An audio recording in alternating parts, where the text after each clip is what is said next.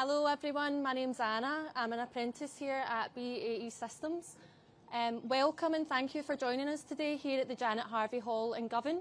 I'm delighted to introduce you to our Prime Minister, Keir Starmer.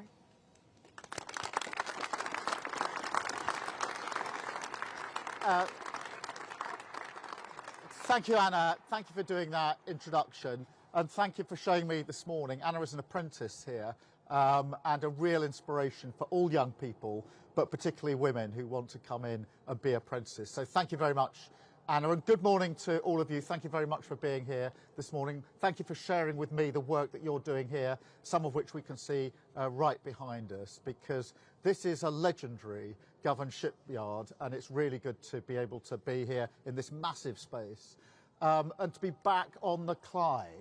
And as you may have seen, a couple of months ago, just after dawn on a drizzly morning, if you can believe it, I took a boat out onto the Firth to meet one of our Vanguard's class submarines as it came back off patrol. And it was a record-breaking patrol. We boarded the sub. It had just surfaced.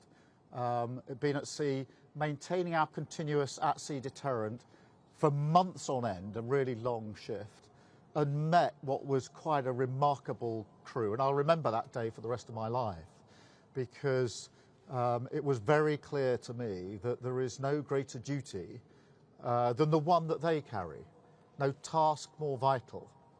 Our security, NATO's security, depends on them. And I had the privilege of being shown around and talked to many teams on the sub, saw them rushing to their battle stations to conduct a firing drill. And wherever I went on the sub, whichever team I was talking to, from the engineers, the cooks, the navigators, over and over again, there was a sort of unofficial motto that they told me, their motto: nothing works unless we all work together.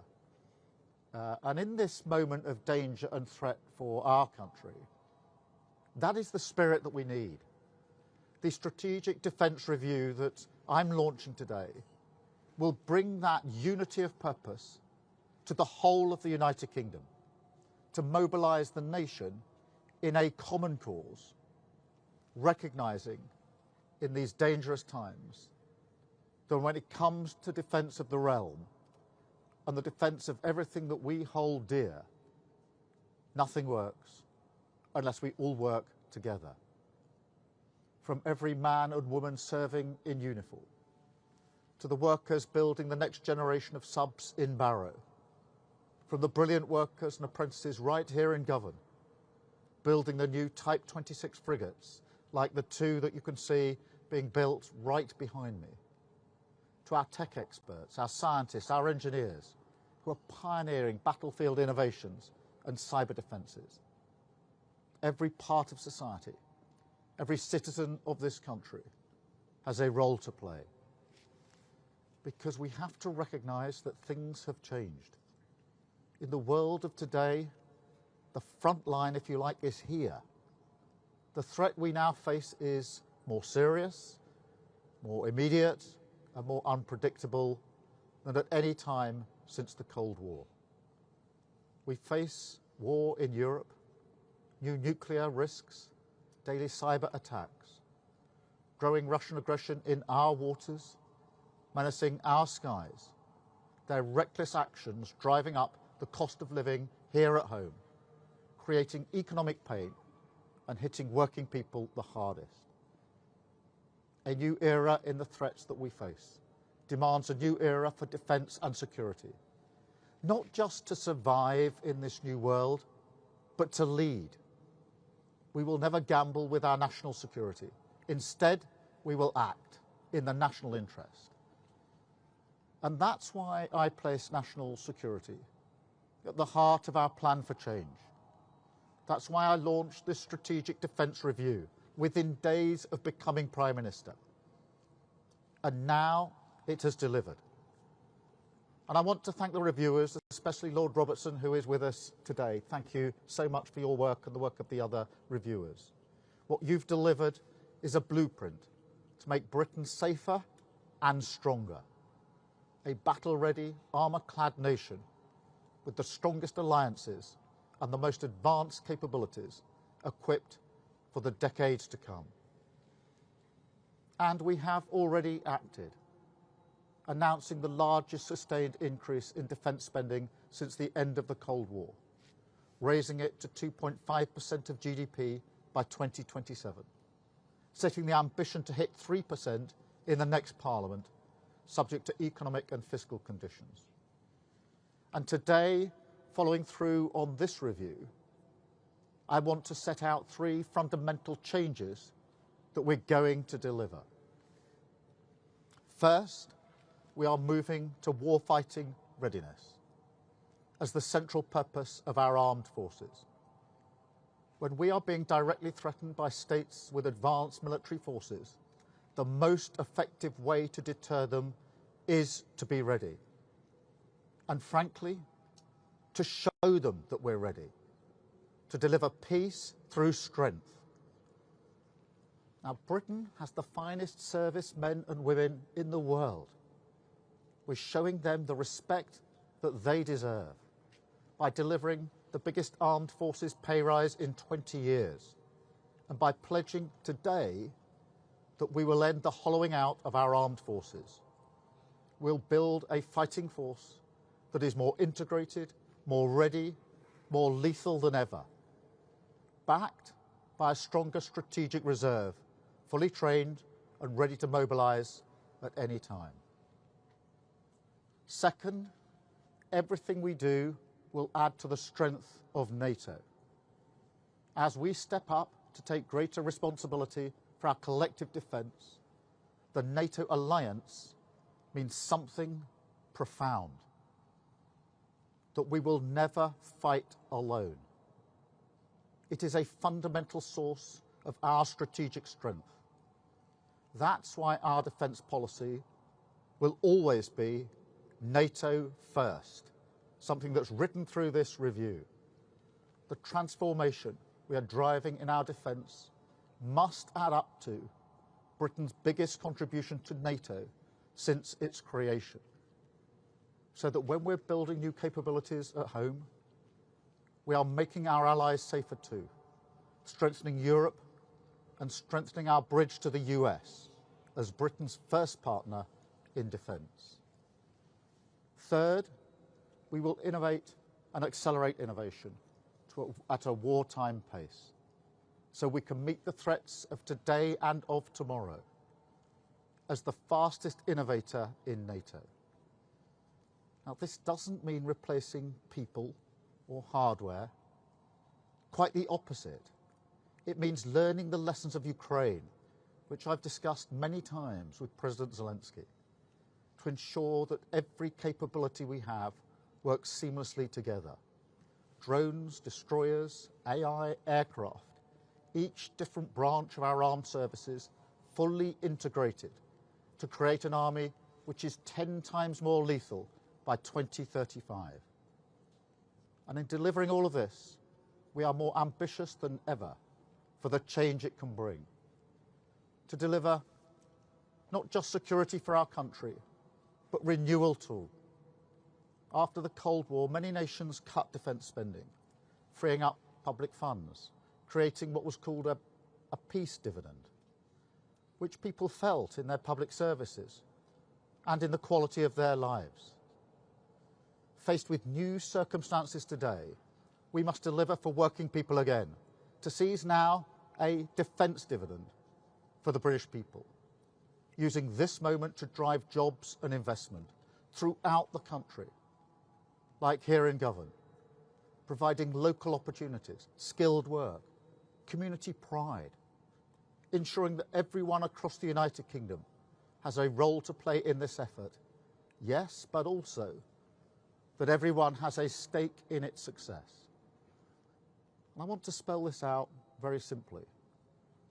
To achieve this, we're going to build, we're going to use this investment and this once-in-a-generation reform to drive renewal up and down the nation, creating new jobs, creating skills and opportunity, driving huge growth in industrial capacity. Let me give just one or two examples. I can announce today that we're going to build at least 6 new munitions factories in the United Kingdom, generating over 1,000 jobs. We will build thousands of new long-range weapons in the United Kingdom to boost European deterrence, supporting around 800 more jobs. We will defend our homeland by investing in our air and missile defence to better protect these islands.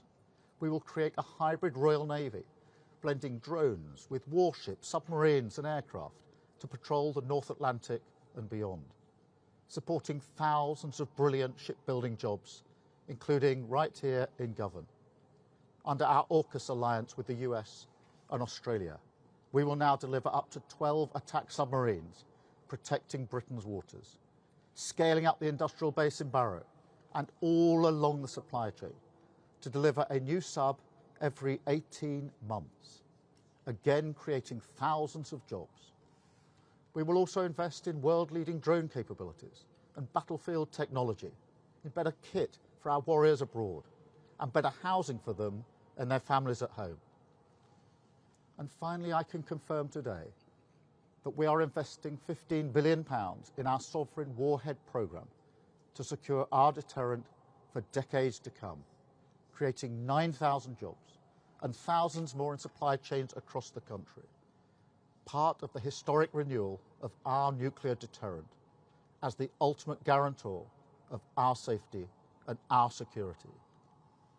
The moment has arrived to transform how we defend ourselves and to renew our nation, an investment in British pride and the British people, a defence dividend that will be felt in the pockets of working people and the prosperity of the country, securing growth for generations to come, part of a new contract to unite the kingdom, a new spirit of service flowing from every part of society, from the supply lines to the front lines, everyone benefiting, everyone playing their role, doing their duty to the nation and to each other, to preserve our way of life and the things that we hold dear. Because when it comes to security and renewal, nothing works unless we all work together. Thank you very much indeed. Thank you.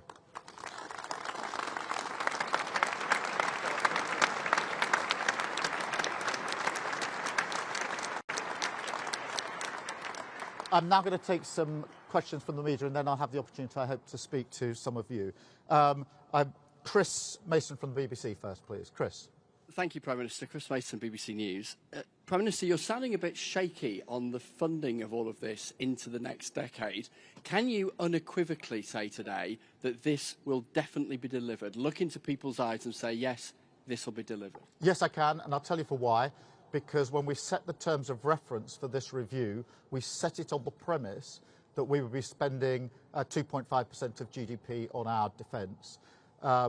Obviously, since then, what we've done is then put the date on that, 2027, 2028, the highest sustained increase in defence spending since the Cold War. A date, I think, that was earlier than some people thought it would be, but also set out that ambition to hit 3% in the next Parliament. So I'm 100% confident that this can be delivered because that was baked in from the very start of the review. It's one of the first conversations we had with the reviewers, because what I wanted was to meet the new threats, the new instability, with a plan that matched our capability with the risk that we face as a nation. That was the purpose of the review. I'm very pleased and grateful to reviewers that that's what's being delivered today.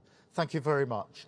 Beth Rigby from Sky. Thank you, Beth Rigby, Sky News. Prime Minister Attlee was the Labour PM credited with creating the welfare state. You're the Labour PM that wants to create or be known for creating a warfare state, but you're not putting your money where your mouth is.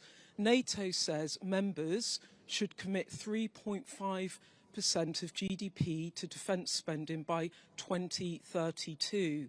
And you are not even committing 3% in the next Parliament, an ambition, but you are not committing it.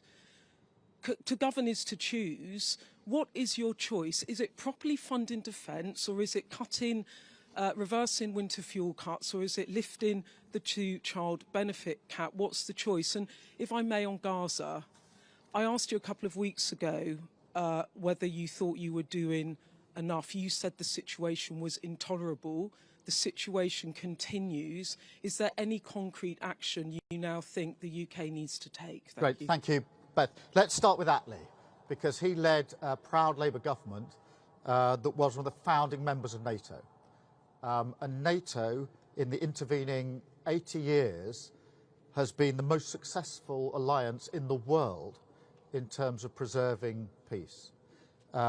And so Attlee was at the very start of that's one of the proudest things in our Labour history. So I stand here in that tradition, conscious that my job is not to reflect on the 80 years that NATO has kept the peace, but to make sure that NATO also keeps the peace for decades to come.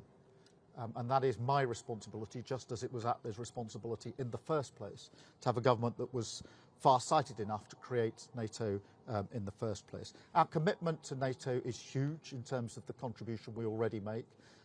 As you know, we commit our nuclear capability to NATO for all of our allies and other capability. And we will have at the heart of this review a NATO-first approach. Of course, there are discussions about what the contribution should be going into the NATO conference in 2 or 3 weeks' time. But that conference is much more about what sort of NATO will be capable of being as effective in the future as it's been in the last 80 years. And that's a vital conversation that we do need to have, and we're right at the heart of that. In relation to Gaza, look, the situation is intolerable in Gaza and getting worse by the day, which is why we are working with allies to be clear in saying it's intolerable, to be absolutely clear that there needs to be a ceasefire, to be absolutely clear that humanitarian aid needs to get in at speed and at volumes that it is not getting in at the moment. It's causing absolute devastation. And of course, to continue our work to secure the release of hostages who've been held for a very, very long time. We're working closely with allies on that. We'll continue to do so. Thank you very much, Beth. Can I go to Carl at ITV? Carl. Thank you, Prime Minister. The authors of this review say you've got to spend 3% of GDP on defence to be able to afford what's in it. Are you committed to spending what you need to deliver everything that's in this review, or is it just an ambition? No, we are committed to spending what we need to deliver this review. That's the basis on which the terms of reference were set, and that's the terms on which the review was published. And everything that can be done will be done within the spending envelope that we have. On the question of 2.5%, when we won the general election in 2024 last year, we said we'd do 2.5% within this Parliament. As the circumstances dictated, we then brought that forward to 2027. So you can see the way I work, which is being clarity about what we want to achieve, putting in the date when we know exactly how we can achieve it. The same with the 3%. That is what we want to achieve because of the different world that we live in. But I'm not going to put arbitrary dates on that percentage. We will do that as we did with 2.5 in a work-through way to deliver the capability that we need under this review. Thank you very much, Carl. Catherine from GB News. Catherine Forster, GB News. There are warnings from Germany that Russia could invade a NATO ally as soon as in the next 4 years. You haven't even committed to get to 3% in the next 9 years. Lord Richard Dannett this morning said that this is simply not going to cut the mustard. One of your favourite phrases, going further and faster. Shouldn't you be going further and faster on this now? And linked to that, part of keeping British people safe is border security. You scrapped the Rwanda deterrent. You promised to smash the gangs who are clearly running rings around us. Crossings are up 42% this year compared to last. Aren't you failing to keep us safe in the English Channel? Well, let's start with the question of Ukraine, because I think it's fair to say that the UK has been a steadfast ally of Ukraine since the very beginning of this conflict and continues to play a central part, and I'm very proud of the support that we give to Ukraine, and very alert to the continued threat from Russia, whether that's continuing in Ukraine or the wider threat. And as I mentioned in my speech, don't forget that Russia is already menacing our skies and our waters, and cyber attacks. So this is a real threat that we are dealing with. I believe that the best way to deter conflict is to prepare for it, which is why we commissioned this report, this review, and why we will now act on this review. Going further and faster in what we're doing, which we have already done with pushing up defence spend to 2.5% by 2027. That wasn't in the manifesto of any of the parties going into the election, by the way. That is a commitment we've made since we've been in government, we will keep to, and that is the mindset. But also a mindset change, that this must produce the defence dividend in the jobs and the opportunities here in the United Kingdom as we spend more money. In relation to border security, I want to be really clear, nobody should be making that journey across the channel, and it's our duty to make sure that we ensure that they don't. We are working very closely with our counterparts in France and elsewhere to take further action in northern France, and of course we are giving enhanced powers to our own law enforcement through the Borders Bill, which is currently going through Parliament. The reason we stood down the Rwanda scheme was because it cost a fortune and only a handful of people went on a voluntary basis to Rwanda, and it didn't deter anybody. I'm not up for gimmicks. I'm up for the hard work of working with partners, enhancing the powers that law enforcement have in my determination to take down the gangs that are running this vile trade. Thank you so much. Adam from the iPaper. Adam. Thanks. Prime Minister, what's your message to voters who may be worried this extra defence spending will mean less money for their priorities, the NHS, public services, and will it mean further cuts to welfare in the years ahead? Let me take that in three stages. The first is to remind us all that conflict in Europe has a massive direct impact here in the United Kingdom. And therefore, if you take the conflict in Ukraine, it is obvious it's had an impact on prices, on the cost of living in this country. So there is no argument that somehow avoiding talking about conflict will help our economy here. It won't, it will make it worse.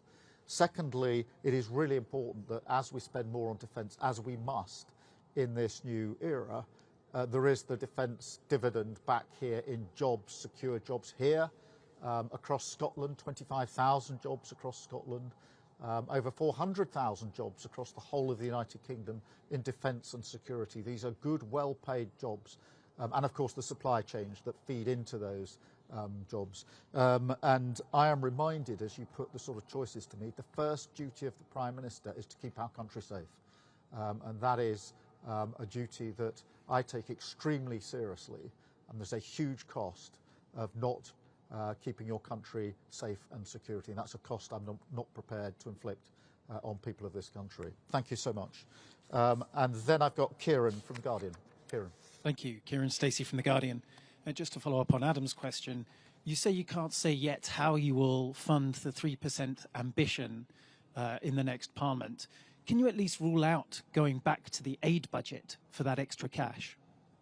Well, look, on the aid budget, it was a difficult decision that we had to take in order to get to 2.5%. And I'm absolutely clear that in the meantime, we have to ensure that we do other work on aid, working with other countries, other institutions to pull levers to trigger the money that we need for aid.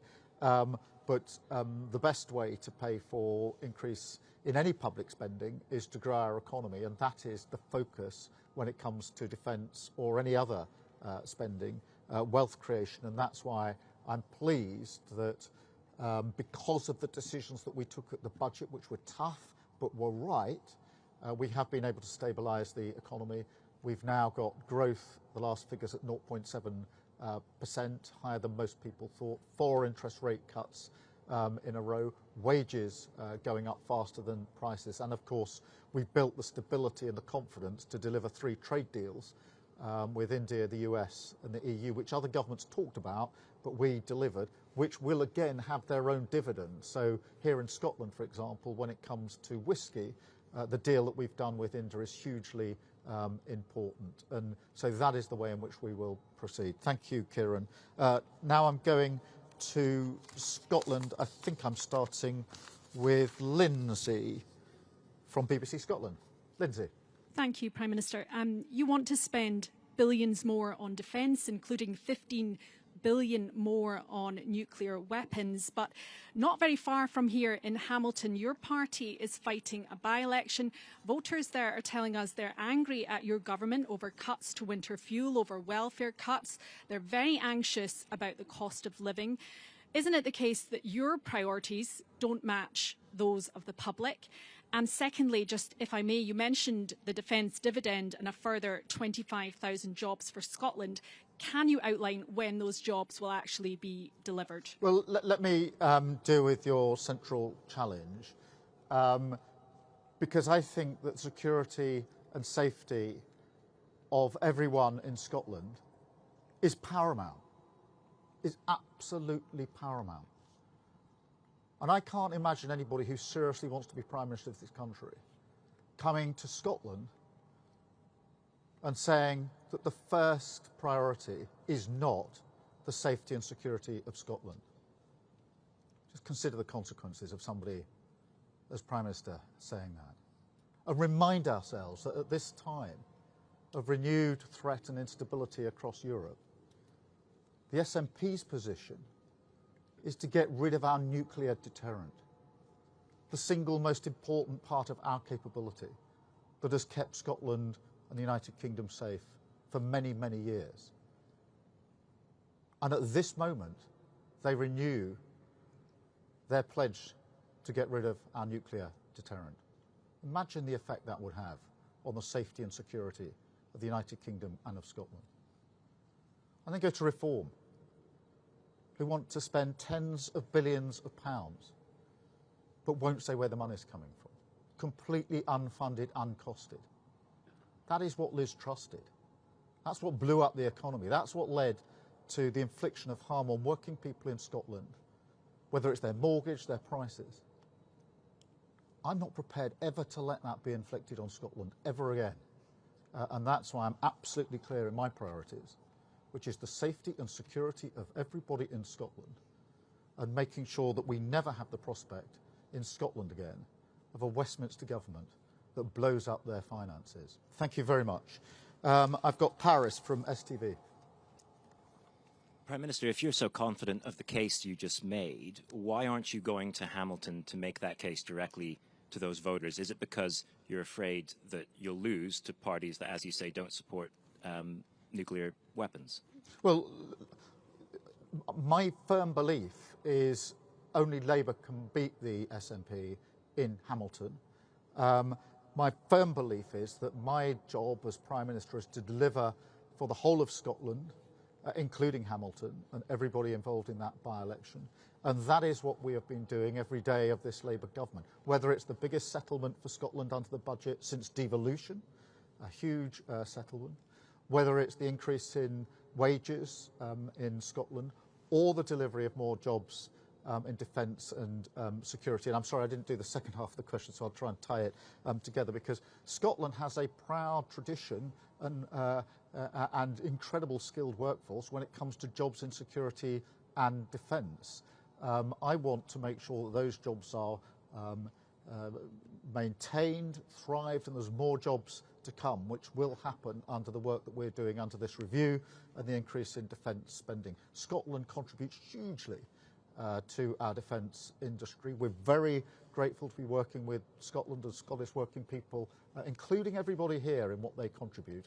And I want to see more of that, because that is good for the defence and security of Scotland and the United Kingdom. It is good for working people who will have good, well-paid jobs that will then help them and their families and their communities. Thank you very much. And then I think I've got Connor next from the Scottish Sun. Conor. Hi, Conor Match from the Scottish Sun. Thanks, Prime Minister. As mentioned, Nigel Farage is in Scotland today as well, and on the campaign trail for the Hamilton by-election, as is John Swinney. If Labour lose to both the SNP and Reform on Thursday, which is what bookmakers think will happen, that's less than a year from the Scottish Parliament elections, and doesn't it mean that that's the beginning of the end for Scottish Labour, Anas Sarwar and you? And if I can go back to defence briefly as well, can I ask whether you fear Russia could really cause an internet blackout and power outages in the UK by targeting underwater cables and bring the country to a standstill? And are you doing enough to stop that? Look, only Labour can beat the SNP, and we need to be really clear as we go into the final stages of the campaign in relation to that. And we're very clear in our campaign on that. In relation to Russia, look, the threats from Russia take different forms, and we are prepared, and we have to be prepared for all of them. You've seen the threats to our air and to our water, to cyber, and of course the threats that we see to cabling in different parts of the world, but threats are absolutely clear, and we're working, as you would expect, with allies to ensure that we can protect all of our infrastructure and all of our capabilities. Thank you very much, and I've got Justin, I think, from the Courier, Press and Journal. Thanks, Prime Minister. Can I ask how today's announcement will benefit workers in Rosyth and the wider Fife area? And can I also ask how this review will help tackle Russian aggression in the far north? In terms of the jobs, obviously there is the capability that we're currently engaged on. Now that will ramp up with the increase in spending and the recommendations of the review that we will take further. I want that to be, and I'm determined that it will be, measured in good, well-paid jobs in Fife and across Scotland, actually, because never forget the supply chains that are feeding in to the major defence and security sectors, which are vitally important. In relation to, was it Russian aggression, the second part? Yeah, look, we need to be clear, when we say we're entering a new era, the level of threat and the instability is of a different order than all of us have experienced for quite some time now. And that is why I asked for this review to be done, which is I need an assessment of the threats that we face as they are now and as we think they're going to be over the next 5 or 10 years, and our current capability to ensure that our capability meets the threats that we face. And that's what I'm very pleased that this review has delivered today. Our job now is to take that on and to deliver it alongside our long-standing commitment to our NATO allies. Thank you all very much indeed. Thank you all for listening to me. Thank you for giving up your time. But most importantly, thank you for the work that you are doing here, because as I've said to many, including those on the subs, on the frigates, etc., they can't do what they do if it wasn't for what you're doing here. All the skill that you put in here, which is incredible professionalism, is vital, because they need to know that they've got the best kit, the best equipment, and they need to know, as you know, that you're standing behind them on the front line. So thank you from me for that. Thank you, because they would want me to say thank you for all those on the front line who know that you're standing with them. It means a huge amount to them, and I've seen for myself just how important it is. This is high-skilled, really important professional work, but it is also the defence and security of our people, and I just want to say thank you to all of you for the part that you play in that. I'm very proud of what you do, and I think you should be proud of what you do too. Thank you very much. Thank you.